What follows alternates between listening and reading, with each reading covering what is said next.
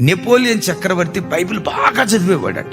ఆయన దగ్గర కొన్ని సంవత్సరాల నుంచి సైనికుడిగా పనిచేస్తున్న ఒక ఆయన రోజు నెపోలియన్ చక్రవర్తి బైబిల్ చదవటం, పేజీలు తిప్పటం రోజు చదువుతూ ఉండేవాడట. ఒకరోజు స్నేహితుడిగా ఉన్న సైనికుడు అన్నాడట, మీరు కాబట్టి అని సంవత్సరాలు చదివే, నేనైతే నెల రోజుల్లో చదివి పూర్తి చేసేవాడి. ఇప్పుడు ఒకసారి న్యూస్ పేపర్ చదివేమనుకోండి, దాని మొహం చూస్తావా?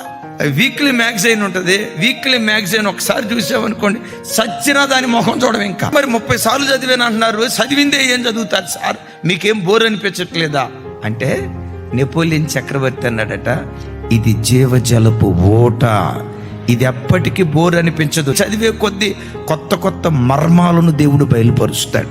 వాక్యం దగ్గర కూర్చుంటే ఎప్పటికప్పుడు ఓట ఉబుకుతూనే ఉంటది.